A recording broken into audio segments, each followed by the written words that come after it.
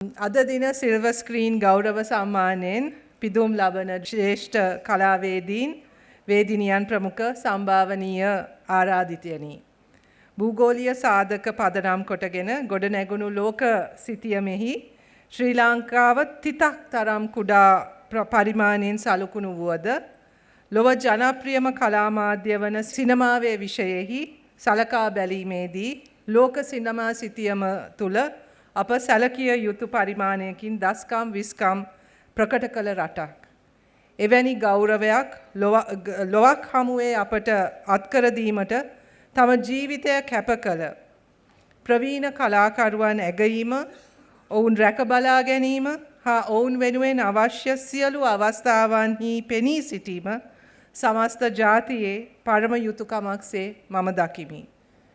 සංස්කෘතික මිනිසෙක් බිහි කරන සමාජයක් තුළ සංස්කෘතික ජීවිතයක් සියලු දෙනාටම හිමිවිය යුතුයි කියන ඒ සංකල්පය තුළ ගොඩනගන සමාජයක් තුළ අනිවාර්යයෙන්ම කලාකරුවන් කියන්නේ අපිට අතිශයින්ම වැදගත් අතිශයින්ම වටිනා ප්‍රජාවක්. ඉතින් ඔවුන් රැක බලා ගැනීම යුතුයකමක් හැටියට අපි දකිනවා. ඔවුන් සමග මෙහෙම එකතු වීමත් අපිට විශාල භාග්යක්.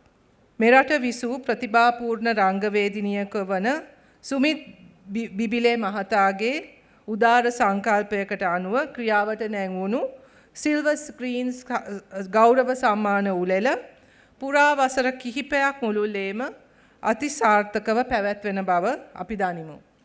සුමිත් බිබිලේ මහතාගේ සංකල්පයක් අනුව බිහි වූ මේ පදනම එතුමාගේ දියණිය වන සනෝජා බිබිලේ මහත්මිය විසින් පවත්වාගෙන යෑම අගය කළ යුත්තකි. කතානාද සිනමාවේ පටන් 70ක දශකයේ ආරම්භය දක්වාම අප සිනමාවේ උදාර මෙහෙවරක යෙදුණු කලාකරුවන් රැසක් මේ වන විටත් සිල්වර් ස්ක්‍රීන් සම්මානයෙන් පිදුම් ලබා ඇති බව දැන ගැනීමත් සතුටට කරුණක්. අද පළවෙනි වතාවට සිල්වර් ස්ක්‍රීන් ගෝල්ඩන් අවෝඩ් එක නේද? ඒකෙන් පිදුම් ලබපු අයිරාංගනී සේරසිංහ මහත්මියට ඒ ගෞරවය ලබා දීමට මටත් සහභාගී වීම අවස්ථාව ලබා දීම ගැන මම ඔබ සියලු දෙනාටම සරෝජා බිබිලේ මහත්මිය ඇතුළු සුනිල් ත්‍රී ප්‍රනාන්දු මහතා ඇතුළු සියලු දෙනාටම මම ඉතාමත්ම ස්තුතිවන්ත වෙනවා.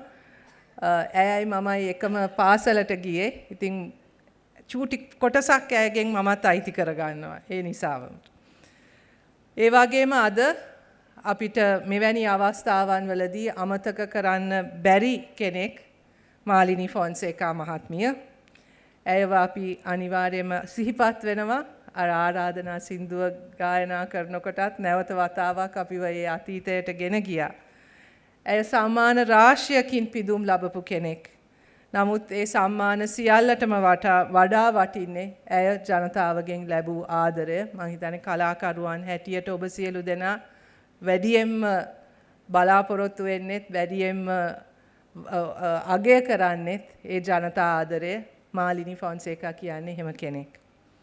සිංහල සිනමාව නියෝජනය කරමින් මෙවරද සම්මානයට පාත්‍ර වන සිනමා ශිල්පීන්, අධ්‍යක්ෂකවරු, නිෂ්පාදකවරු, කාර්මික තාක්ෂණ ශිල්පීන් මෙන්ම පුවත්පත් කලාවේදීන් සහ විචාරකයන්ද ඇතුළු කලාකරුවන් සැමට මගේ හෘදයාංගම සුභාශිංසන පිළිගැන්වීමටද මේ අවස්ථාවක් කරගනිමි.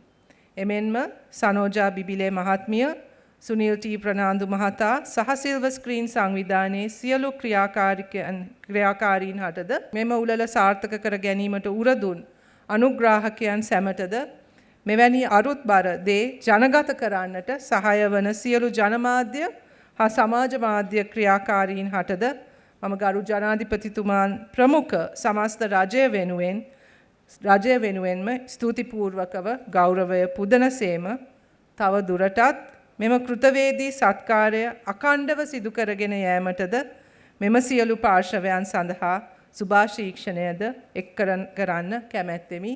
මට විශ්වාසයි අපේ ගරු අමාත්‍ය මා මිත්‍ර සුනිල් සෙනෙවි මැතිතුමා මෙවැනි දේවල් වලට ඉතාමත්ම සංවේදී පුද්ගලයෙක්. ඒ නිසා ඔහුගේ සහයෝගය අනිවාර්යයෙන්ම මේ වගේ දේවල් වලට ලැබෙයි කියන එක මට විශ්වාසයි.